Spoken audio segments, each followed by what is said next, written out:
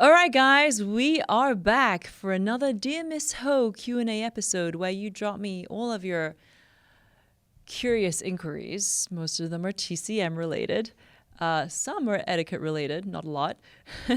And I'm here with my producer, Kelsey, and we are going to answer them. I'm Sara Jane Ho, and this is Mind Your Manners, where no topic is off limits as we uncover the secrets to feeling at ease in every situation.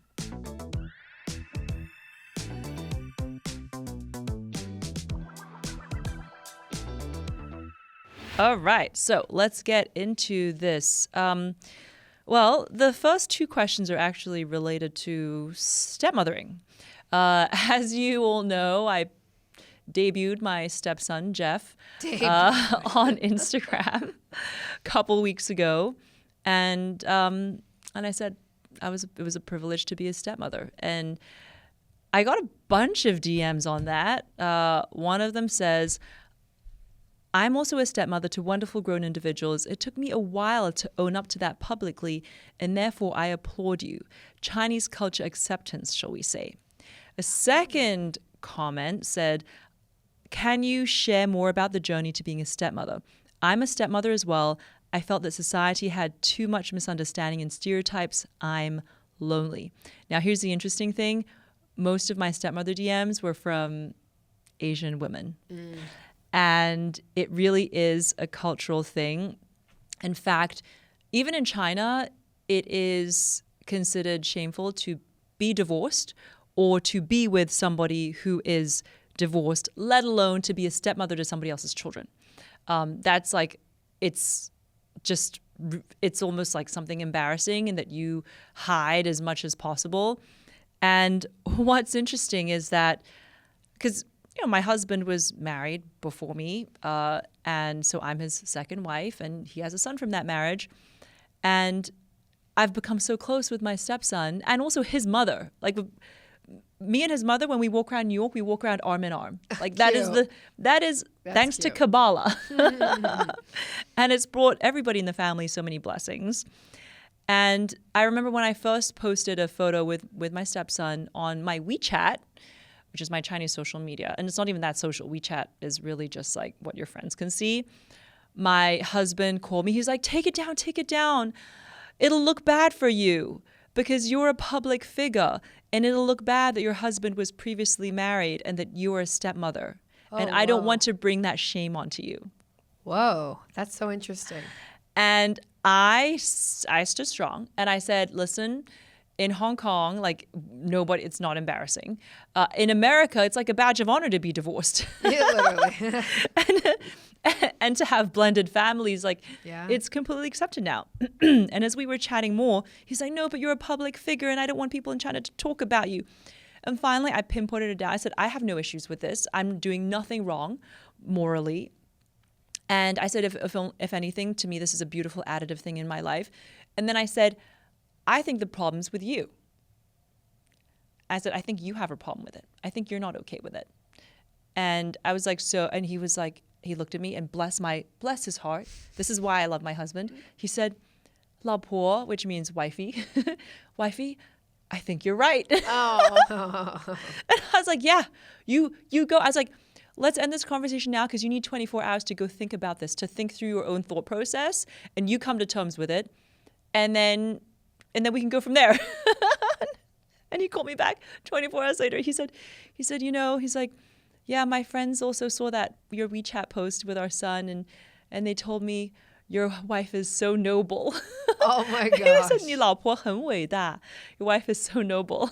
And I was like, yeah, see, even your friends who are from your 2.5-tier city don't think it's a problem. So you should not think it's a problem either. You're like, you're the problem, babe. Yeah, exactly. But how great that he came back around and That is the case with my husband for actually most things. that's awesome.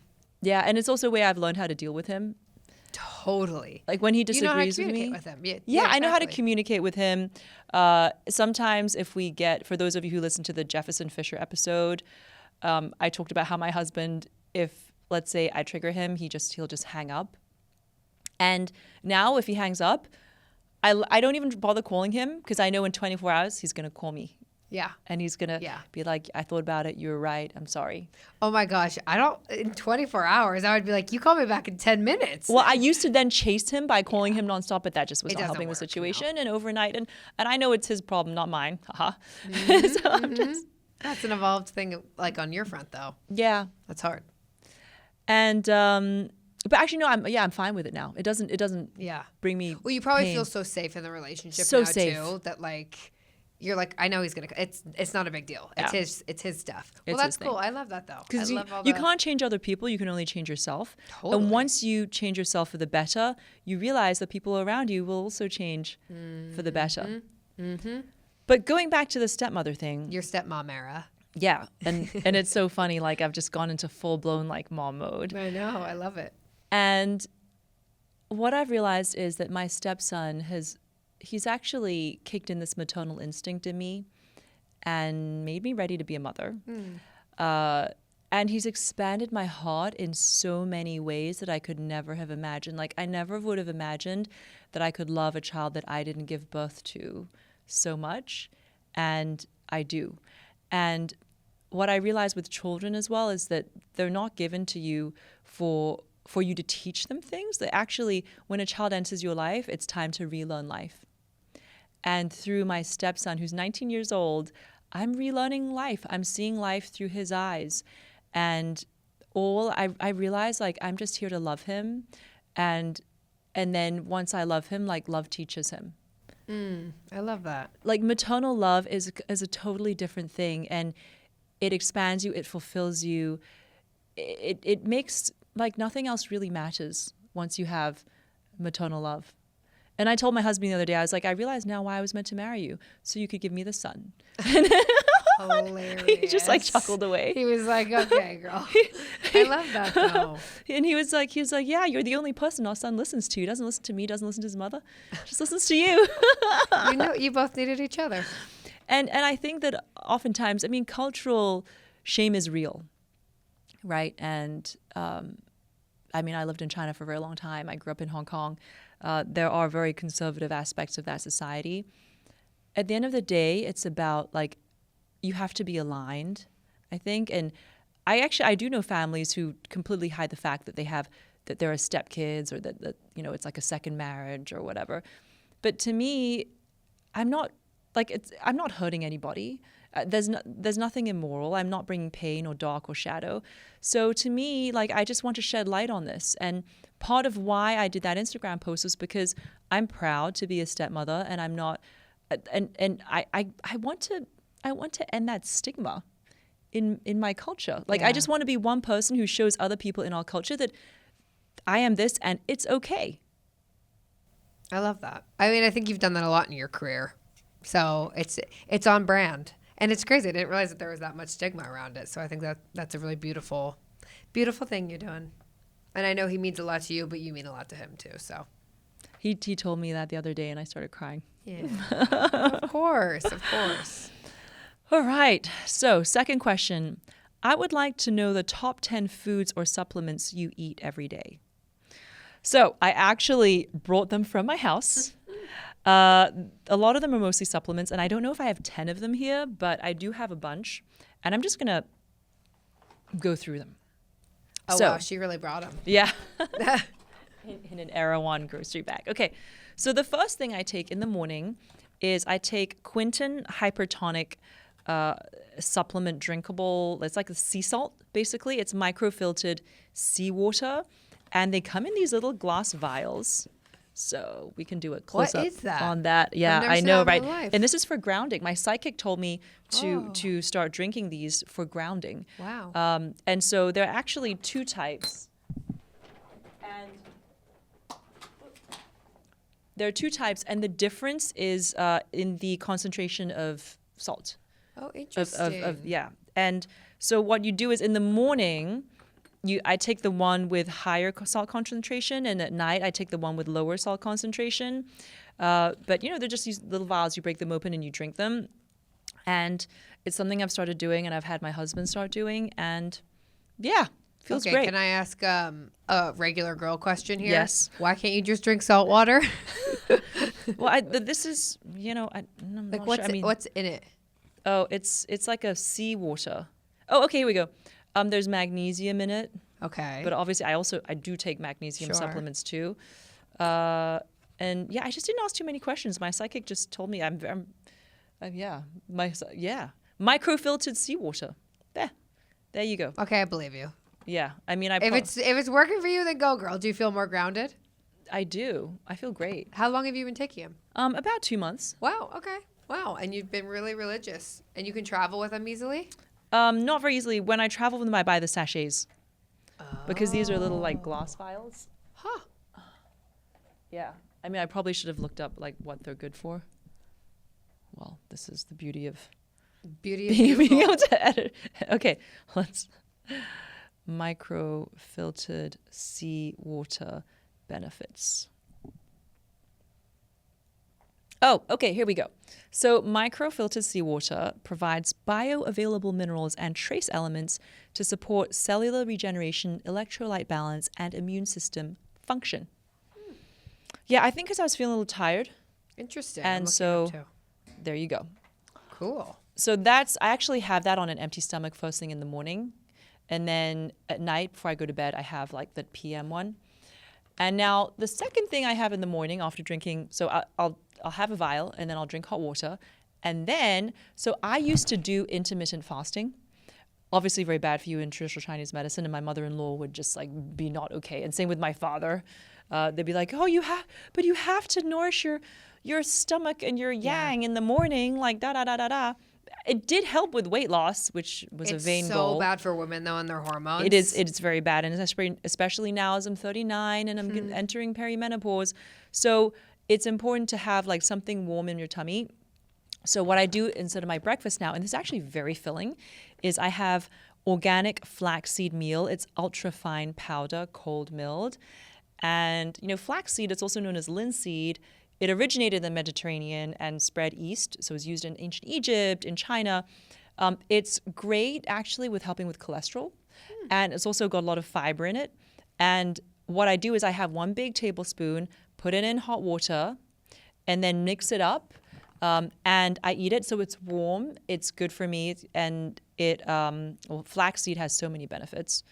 Should we look up the benefits of flaxseed? Well, flaxseed's amazing. Wait, you just eat flaxseed? Just water? No, and but flaxseed? it's powdered. So it's an ultra fine powdered flaxseed. My mother back in the day. A ton of fiber. So it's flaxseed's Oh, great yeah. for you. 'Cause a ton of fiber. Has omegas. It has. It's also. I'm trying to think. Of Vitamins and minerals. Oh, good source of protein as well. And now the thing is that it tastes a little nutty, but it does taste a little bland. And so that is why I put in a teaspoon of Manuka honey. And in fact, my whole family, we did a big family trip when I was 21 to New Zealand, and that's where my mother discovered Manuka honey and then had it every morning. Wow. And I've used it through fits and starts, but now because my flaxseed is quite bland, I put in the Manuka honey, and it's so great. And Manuka honey is like a super honey, basically. It's the best, yeah. It really is the best. So that's my breakfast.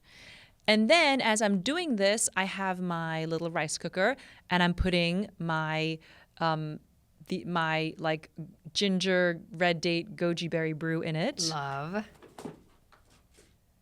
So this is the ginger. I just brought it from my fridge, and I'll just slice off. I'll usually slice off maybe, I'll do like 3 to 5 slices depending on the size of that chunk. And then I have my red dates over here, which I usually slice in half. And I'll take 2 to 3 red dates. And then I have my goji berries. Goji berries are great for your eyes, by the way. Red dates are great for like nourishing blood and your qi and your circulation and cycle. Ginger is really good for your qi. I mean, like, ginger is such a superfood, and it's been used in Chinese cooking, like in so many dishes since the beginning of time.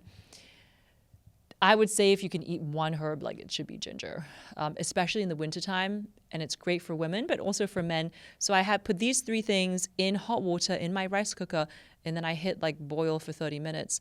And ding, after that, I'm basically sipping this all morning. Oh, I do it in the morning. Great. You're not supposed to have ginger at night because it's so much yang energy. It speeds up your circulation. And at nighttime is when you want to rest.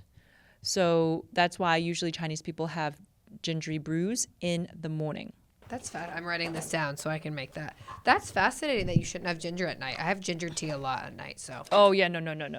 Yeah, that's like a rookie American person mistake. Rookie Yep. I'm like, sorry, we're told that ginger settles your stomach. So Okay, my magnesium supplements I always take before bedtime. Helps me relax.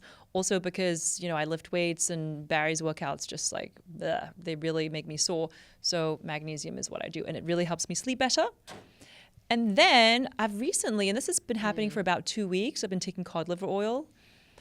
Just drinking it actually, because after partying my brains out in Ibiza, my psychic said that I need some cod liver oil for my brain health. wait, when did your psychic become a doctor?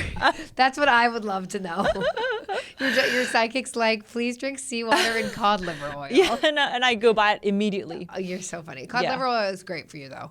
You Yes. have to get like a high, I forget exactly. I don't know if that one's a good, or if it says it on there. Well, it's Carlson. She told me to buy Carlson, and Eric can zoom in on this and post. It's Carlson, wild Norwegian cod liver oil. It's good for cardiovascular function, cognitive health, and joint support. And high omegas, yeah. yeah, it's got a lot of omegas. And I actually buy the one that has a lemon flavor because otherwise it's so fatty you can almost feel like you're gagging. Yeah. So the lemon flavor kind of helps balance that out. So is it fishy? No, it's just more like drinking oil, And then, but I like cod liver. I'll even eat cod liver on its own. Like I'm Chinese. I eat all sorts of like liver and kidney and stuff. And so after every meal, usually after lunch and after dinner, I'll take a swig of this because it's a liquid form. And you can see I've already used half the bottle. It's been 2 weeks, so hopefully this will get my brain back into tip-top shape after Ibiza. Yes, so that is that. Okay, now question 3. Is water at room temperature considered cold? All right, guys. That's a good question. Yeah, it is a good question, and obviously people are like very concerned about this. Ever since I put out my video, the Chinese people only drink hot water. Thus, I have my flask of hot water, and it helps with digestion, it helps with menstrual health and everything. Here's a sliding scale. The worst you can do is iced. Okay, maybe I should start from the other side. Okay, the best is hot. Okay, so that's hot and where you're sipping it. And so many people are asking me in DMs or comments like, how hot is hot? Guys, don't overthink it. Like, how hot is your coffee, right? That's how hot your water should be. And so that's most ideal. That's what I'm doing 80% of the time. And then after that is warm. Okay, warm is also very good. And then after that is room temperature. Room temperature is cold. In traditional Chinese medicine, room temperature water is considered cold. And that is bad for your digestion. It's bad for your feminine health. It's just straight up not good. So you want to be drinking hot or you want to be drinking warm. Okay, so room temperature is cold, remember.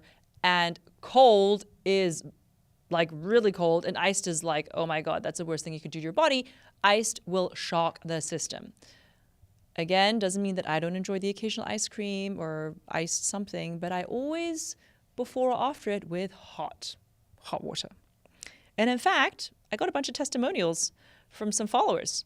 One person said, I just started to drink warm water with jubies and ginger every morning.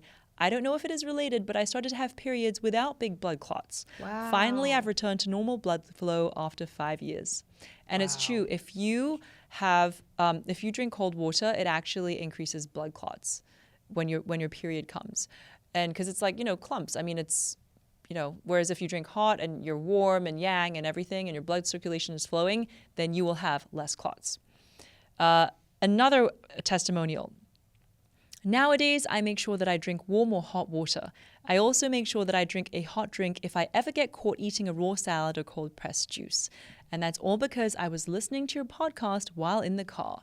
I have lost inches in my tummy area without the weighing scale moving.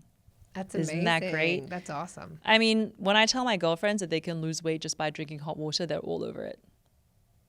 I mean, yeah, like inches weight, not scale weight.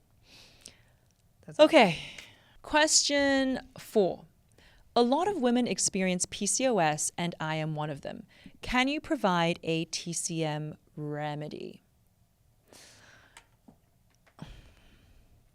In traditional Chinese medicine, both PCOS, which is polycystic ovarian syndrome, and fibroids are categorized under 真假. So the longer term is 真假积聚, which means abdominal masses, right? So just like basically like masses. And this results from qi stagnation, phlegm damp accumulation, and imbalances in your liver, spleen, and kidney.